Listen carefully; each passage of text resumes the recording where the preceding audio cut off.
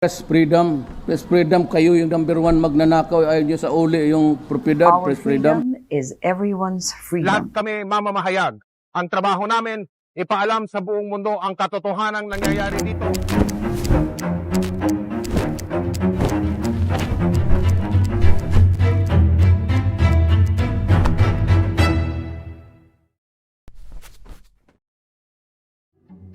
Journalism is defined as the act or profession of producing reports based on events, facts, news, and information for the public eye to view.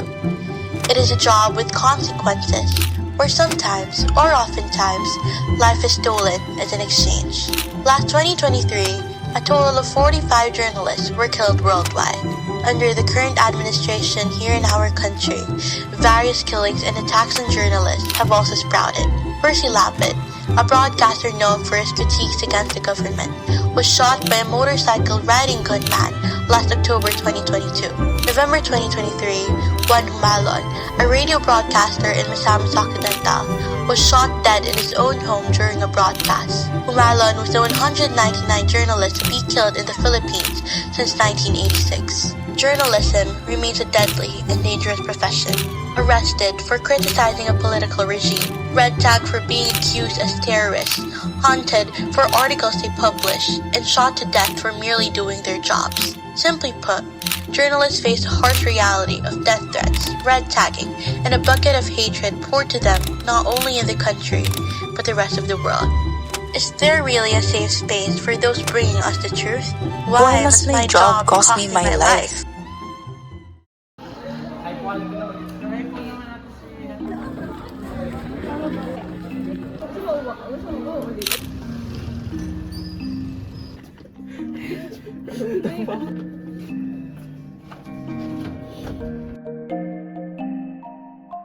We interviewed 3 journalists regarding their experience. How long have you been in the field of journalism? I've been in the field of journalism for quite some time na. The first, siguro yung introduction ko in campus journalism was when I was in grade 5. I've been a campus journalist ever since I was in 4th grade, so since elementary. Pero I haven't really gotten into it since the last 2 years. I've long been a campus journalist, pero recently lang talaga ako naliwanagan kung ano ba yung true essence of becoming a campus journalist. Sa being a broadcaster, nasa 25 years na ako. Started 1998 until now. Question number 2, how did you get started and gain interest in journalism?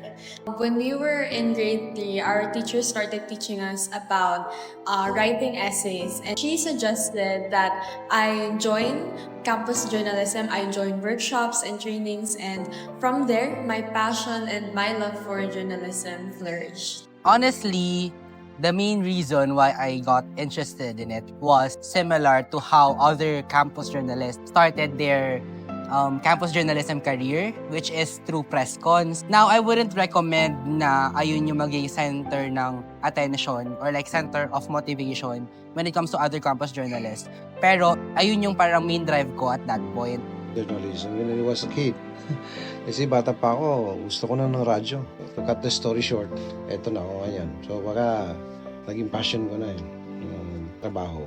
However, I would also say na the main, ayun parang primary na nagpupush sa akin ngayon na pursue in campus journalism was the people, and hindi lang yung people na kasama ko in the school paper, not just the advisors, but also the student body. Parang siguro in me, I feel like I have a responsibility at some point. Nakita ko yung sarili ko na fit ako doon sa klase ng trabaho na gusto ko. Kaya na-enjoy ko yung trabaho. Kaya tumatagal ako sa trabaho kasi I enjoy the work as a broadcaster. Pero mostly a motivation to pursue yung what is true and what is transparent, not just for my sake, but also for the student body. Controversial events occur frequently. As a journalist, how do you show your public standing through various platforms?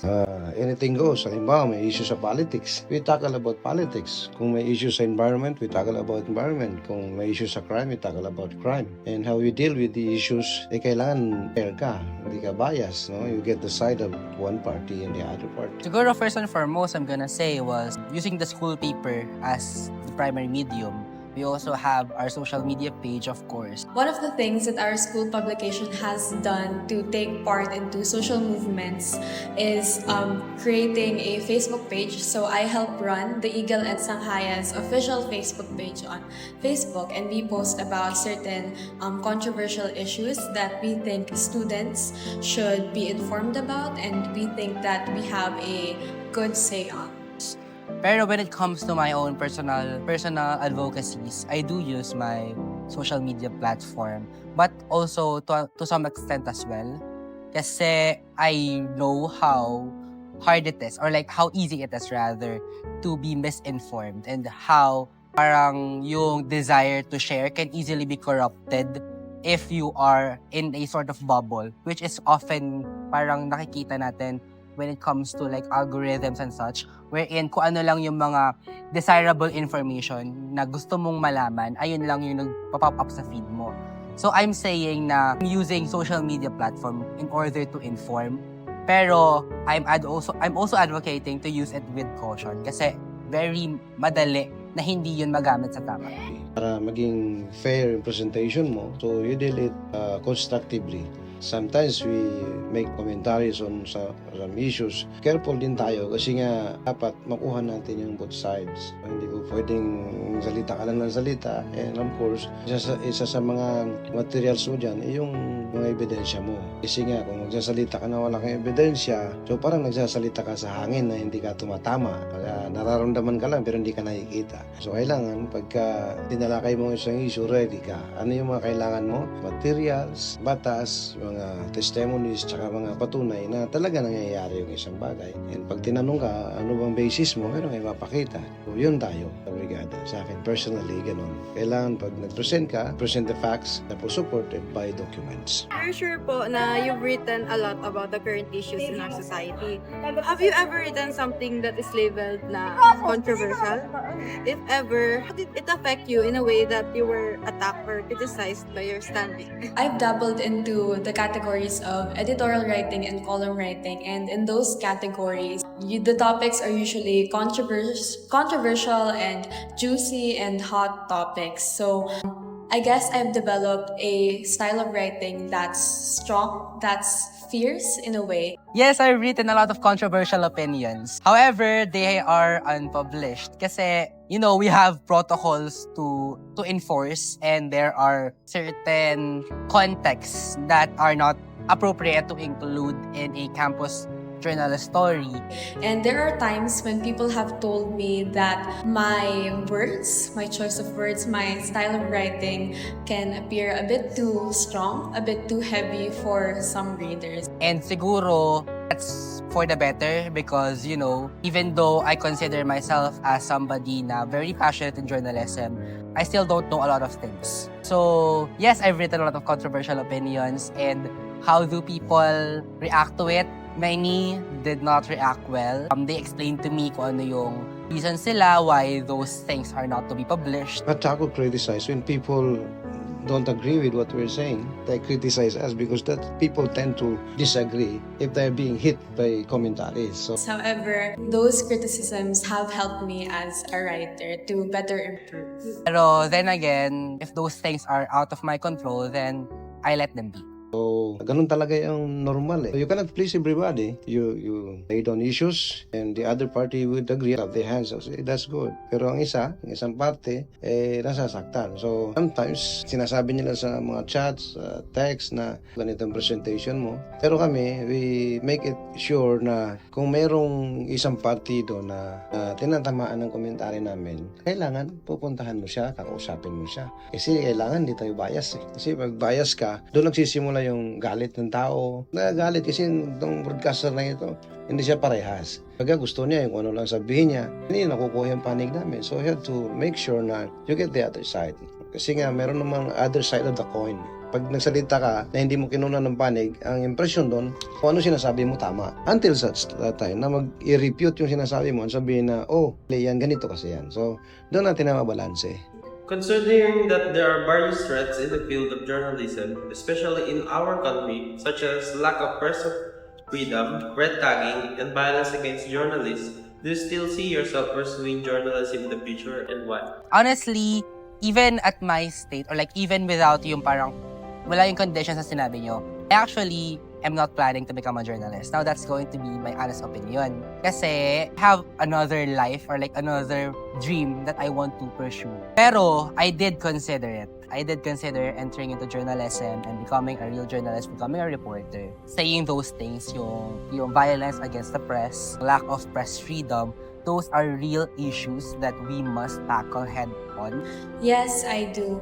I believe that being a journalist means taking risks. You know, when you want to pursue something, even something as important or something as crucial as journalism, those things wouldn't matter. Because even though yung mga bagay na yon definitely dangerous, those are things na alam mo na sa sarili mo. At kung gugustuhin mo yung field na pupuntahan mo, those things will be parang part of your work. And dapat una pa lang ma-accept mo na siya.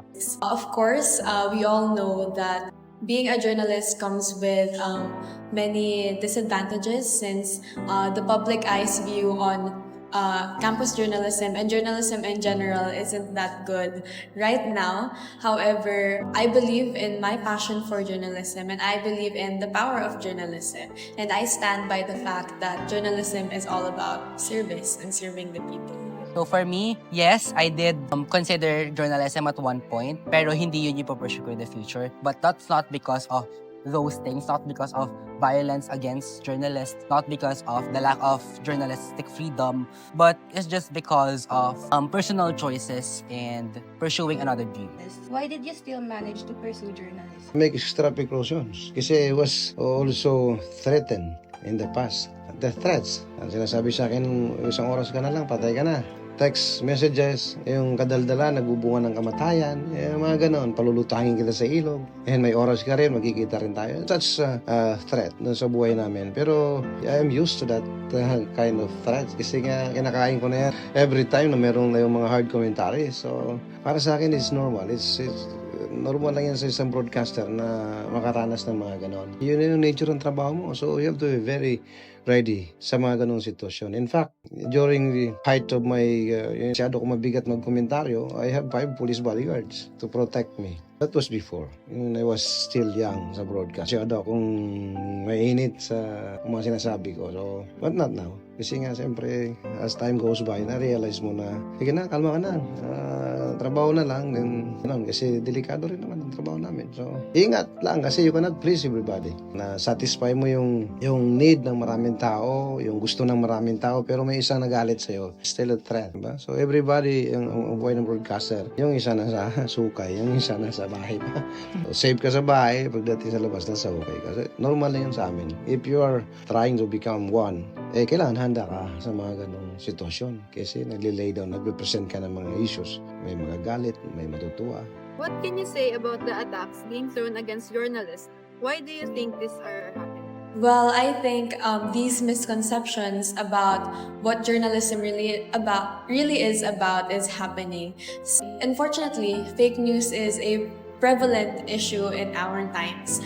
Violence is also prevalent in our times. Those two aren't really a good mix. So these issues regarding the press and press freedom are continuing. Journalists have been the epicenter of many conflicts, and that is seen throughout history.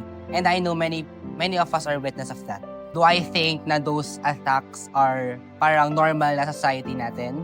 At some point, yes, because there are always people who are trying to influence the public and empower their own narratives, whether their motivations are for themselves or for the people. Definitely problematic yun.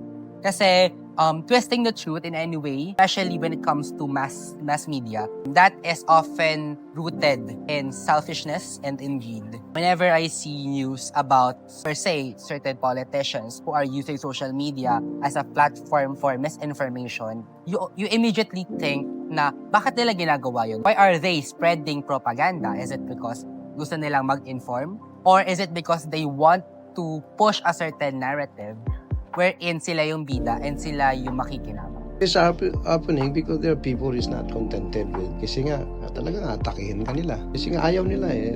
They don't want to hear things against them. Kasi sino ba naman ang tao na pagkain mo araw-araw, papatikusin ka, di ba? Lalo na kung mali ka. So, ayaw ng tao na punain ng mali eh. May mga tao na gusto nila, pero kung everyday o many times ganun ang paulit-ulit, magagalit ka. Pero ang broadcaster kasi hanggat hindi mo natutuwid yung ginagawa mo, ulit-ulitin yan eh. So, ang key lang naman doon, magsalita sila. Bigay ng panig. Kasi nga, lalo na kung mga issues about corruptions, about criminalities, about drugs, etc. So, delikado yung mga gano'n. Kasi may mga politiko ka na sasaktan, nasagi. Additionally, as a campus journalist, how can you help support the fight for better environment and safe place for Filipino journalists? Doing what we do best, and that is to speak up and to tackle things such as societal issues, not just inside the classroom but also outside. Well, as a student, as a campus journalist, of course, I have my limitations since I'm merely a member of the youth. However, I think the greatest thing that I can offer as one is to encourage my fellow students to stay informed and aware about the things that are happening in our country, in our world, and to amplify the voices of those who need to be amplified.